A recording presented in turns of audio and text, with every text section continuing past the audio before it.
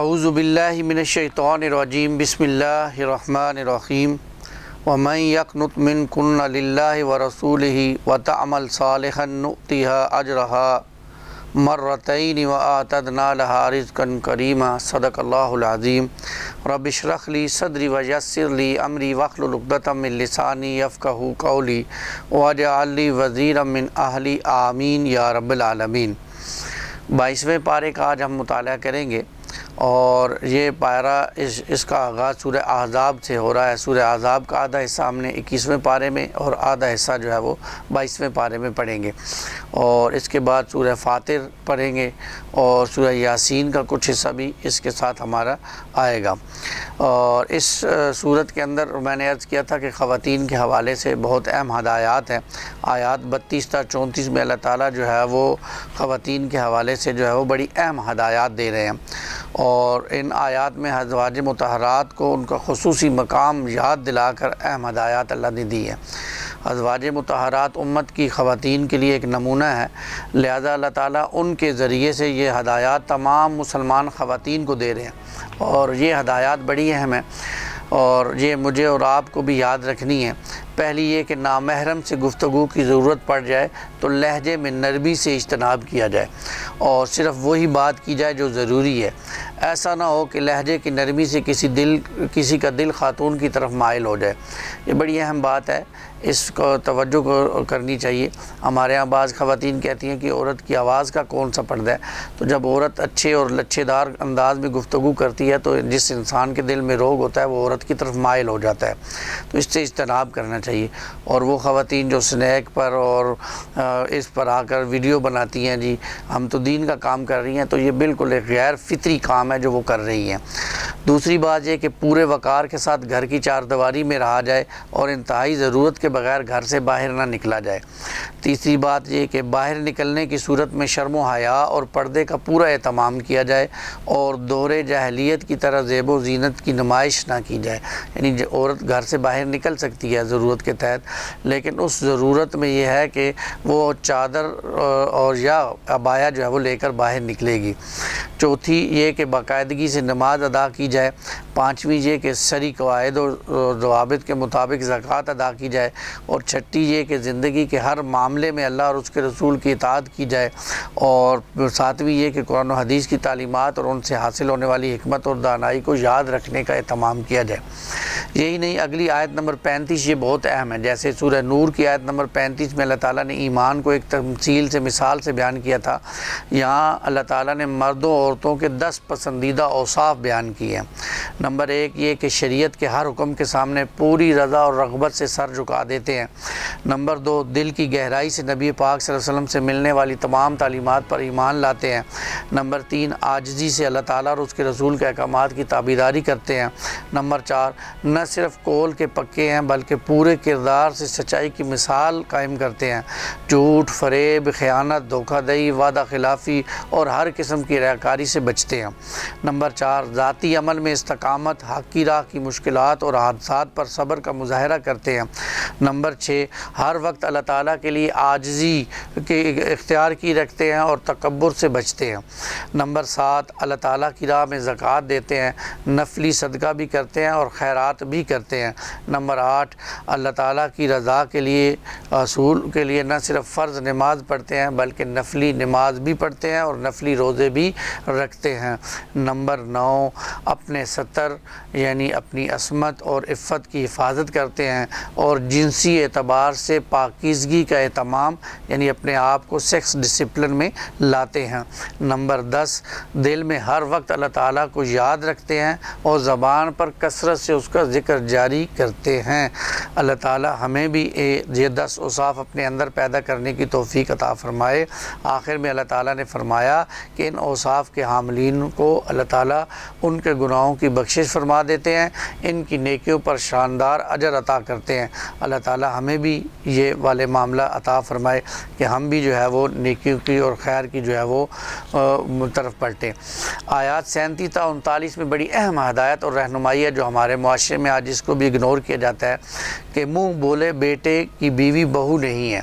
پہلی بات تو یہ کہ اس صورت کے شروع میں بتا دیا گیا کہ منہ بولا بیٹا، اس کو آپ اپنا نام نہیں دے سکتے، وہ جس کا بیٹا ہے اسی کا نام دیا جائے گا، اور اگر اس کے والد کا پتہ نہیں ہے تو وہ تمہارا دین میں بھائی ہے۔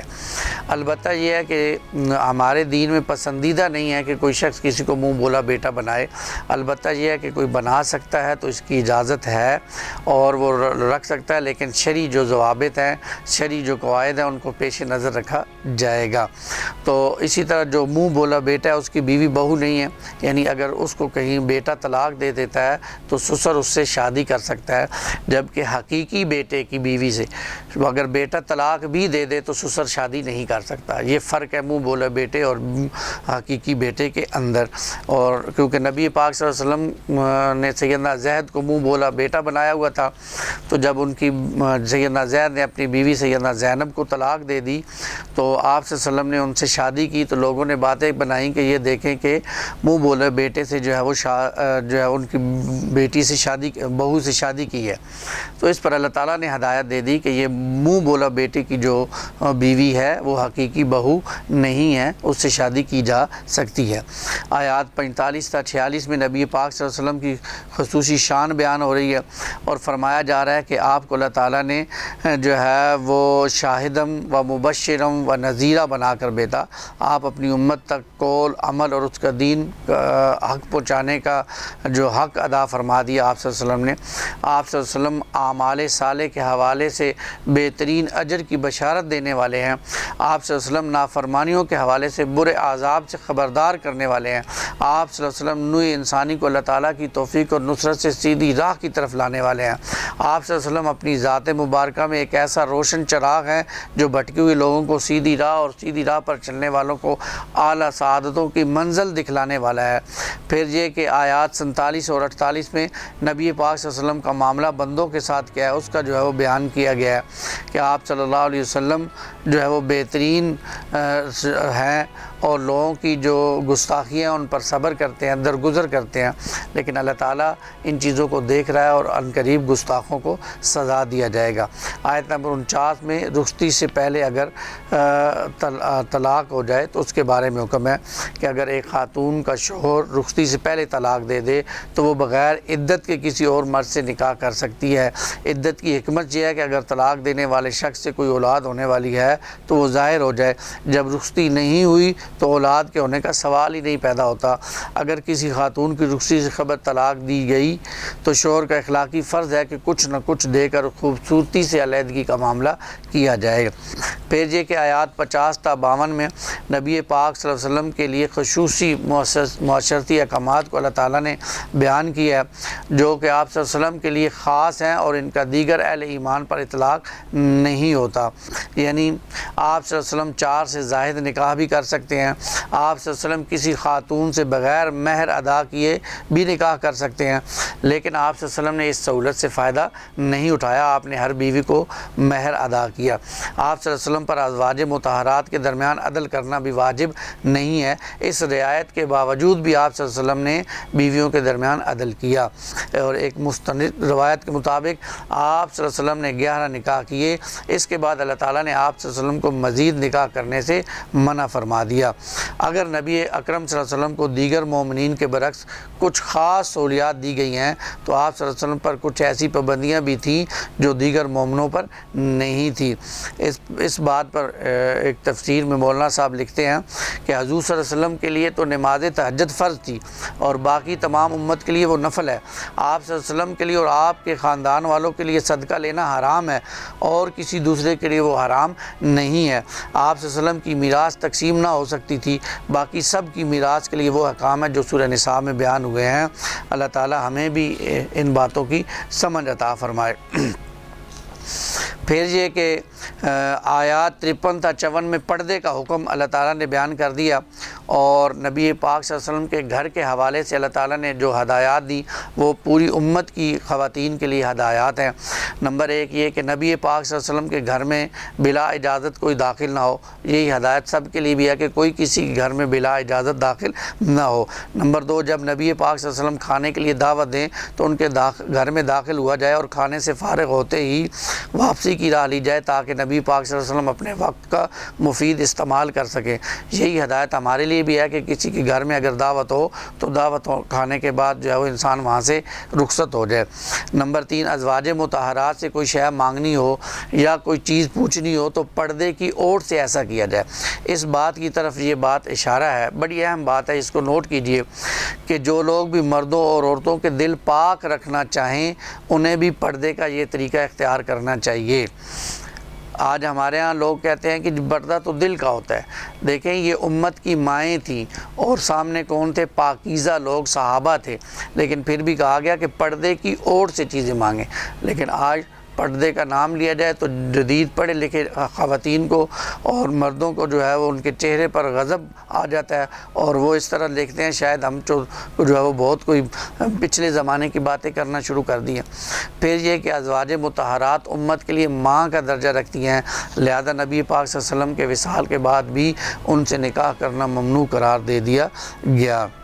بعد ازاں سورہ نور کی آیت نمبر 27 اور 28 میں گھر میں داخلے کے لیے صاحب خانہ کی اجازت کا حکم تمام گھر والوں کے لیے بھی جاری کیا اللہ تعالیٰ نے۔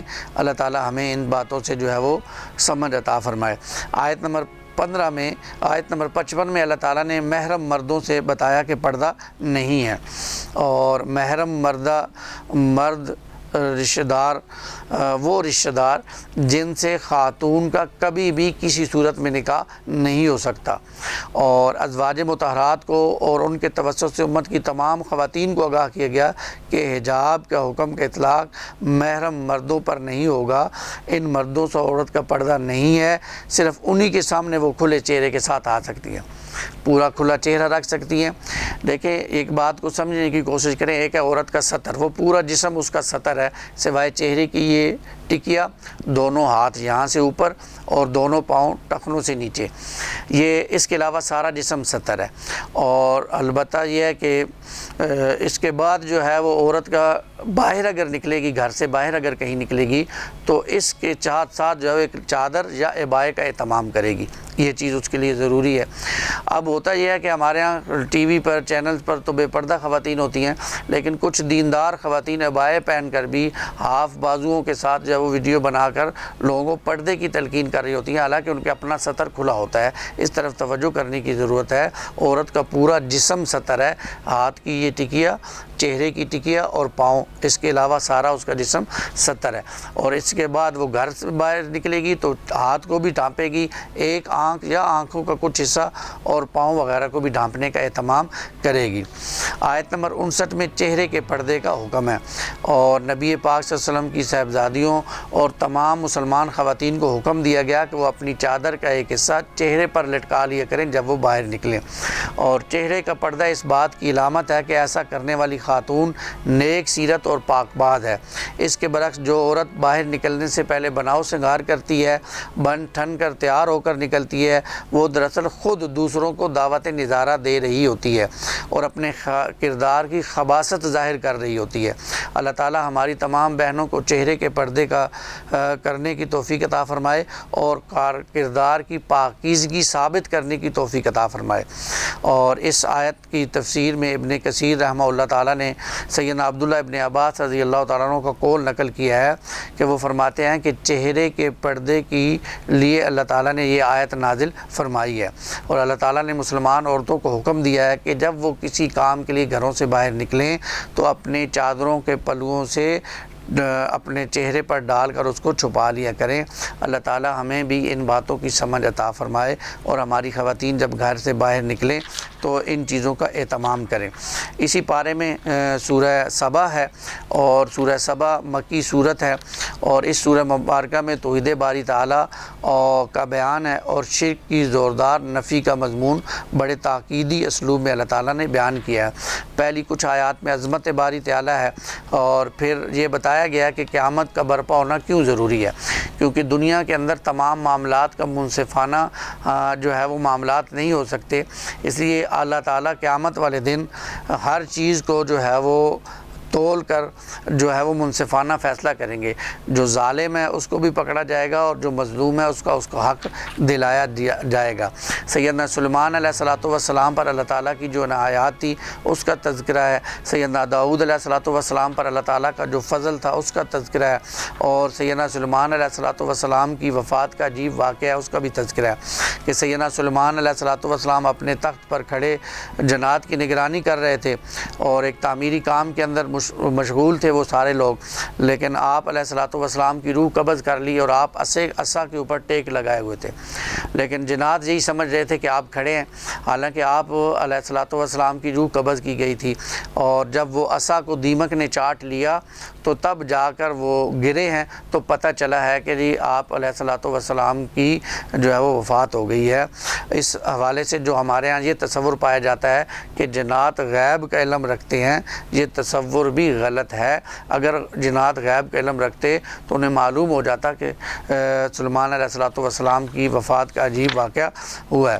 اس کے بعد اس سورہ مبارکہ اس کے اندر پارے کے اندر سورہ فاطر ہے، اور اس سورہ فاطر کے اندر اللہ سبحانہ و تعالیٰ کی عظمت، قدرت اور رحمت کے کئی مظاہر بڑے پیارے اور دلکش اسلوب میں اللہ تعالیٰ نے بیان کیے ہیں، اور اللہ تعالیٰ کی قدرت کے مظاہر کو بھی بیان کیا گیا ہے۔ دنیا اور شیطان کے فریب سے بچنے کا حکم دیا گیا ہے، اور یہ شیطان ہمارا اصل دشمن ہے، اس کو پہچاننے کا کہا گیا ہے۔